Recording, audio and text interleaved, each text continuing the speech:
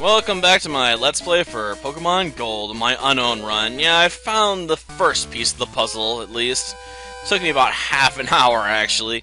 Hopefully it'll go a bit better when it comes to hunting down, the fighting one, because I just can throw Jigglypuff up there and wait for someone to hit with a super effective attack and be like, yeah, it's fighting type, and just move on to trying to catch it. Of course, the hard part is catching it, usually, because Unown sometimes just run off, They're like, oh, I don't want to hang around here. They're like, I'm just gone.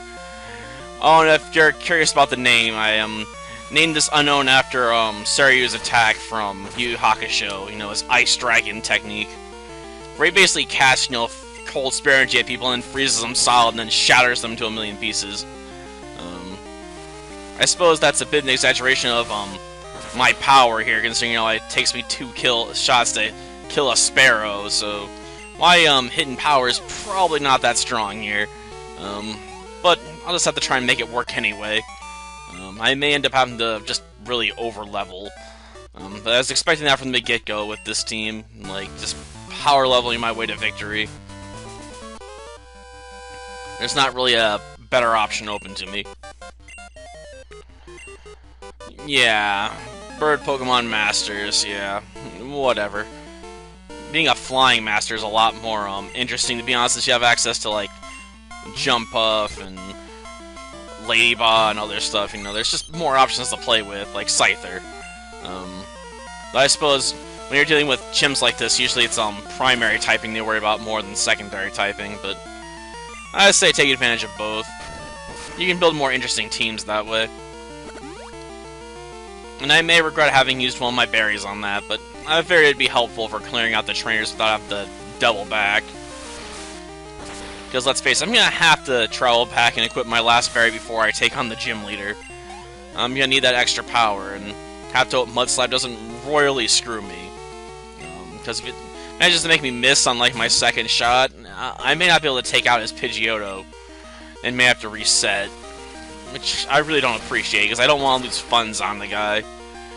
Because I might need to buy more Pokeballs, or buy potions later, and just basically whatever I need to survive.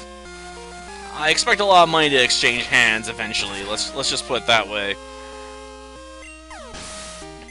As this is a team that's either going to need items, or to be massively over-leveled to the point of being ridiculous. There's no real in-between for this team. We will have all the items, or we will die. It's just the way it is. Just the way it is. Yeah, I don't remember any of the other lyrics right now. Suppose that's what happens when you've been up all night and it's now, like 5:40 in the morning. Well, hopefully editing on this video won't take too long. I don't know, I imagine maybe 5-10 minutes tops. I mean, there's only 2 trainers and the gym leader, and picking up Togepi's egg to consider after all. Though I may have to box someone to get the egg at this point, unfortunately. Or I can just leave it, I guess. I don't know if they'll let me leave town without it picking it up, though. I mean, they might be that specific about it. They're like, you must take this egg right now. You cannot leave it behind? Like, why not? It's just an egg. And darn, I forgot to equip my other berry. Oh well. Hopefully I won't need it. I mean, his Pidgey shouldn't be too much trouble. Assuming I don't get hit with a lot of mud slaps. Since Hidden Power doesn't have, perfect accuracy, so it always connects. So, we'll see. Oh, he's going with Tackle? Well, that's not too scary. I'm worried about the mud slaps, not the tackle attacks.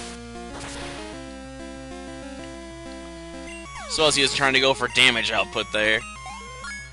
Not a bad call. Let's see.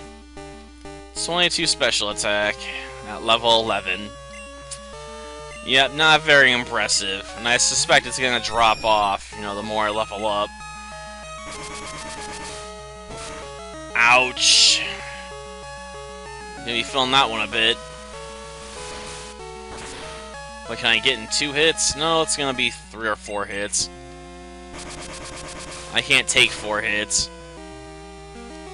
I better be able to do this in 3, or I am dead in the water. Okay, definitely getting 3. Now we just have to hope it's not a critical hit. Well, we'll win by the skin of our teeth.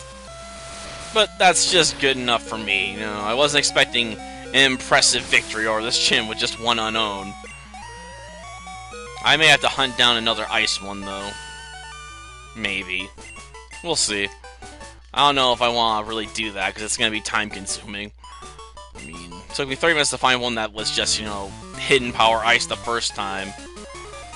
I'd find several that, you know, Syndical would resist, but I needed one that was ice as well, so I had to throw Hoot out there to, like, test it. And sometimes they just run away, so I wouldn't know. Like, maybe I found a hidden ice one, but ran away before I could really find out. Or in one case, I accidentally killed it with a critical hit before I could test it. I'm like, oh, shoot, I'll have to continue to look. Yeah, both defensive and offensive. No one cares. Well, yeah. I'm still gonna have to hit up my PC, though.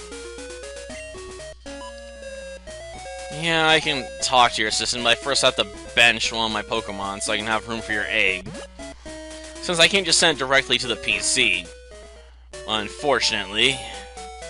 It's one of those things that always bugs me in some of the games. Like, they'll have people that'll give you Pokemon, but you always have to have a free space in your freaking party for them. Even if you're, like, really late in the game, they'll be like, oh, do you have a spot in your party we can just hand over a bug to you or whatever? It's like, gosh darn you, couldn't you just put in my box if I don't have open space, you know, on the team at the moment? It'd be a lot more convenient for me, you know? It's not like having to walk around with like 5 or 4 Pokemon just so I can pick up some strays. Because those strays usually aren't that good. Well, that does it for this episode.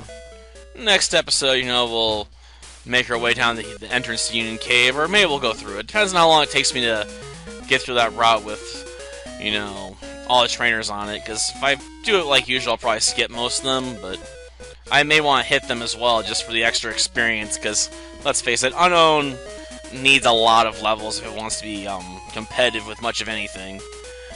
Till next time, then. See ya.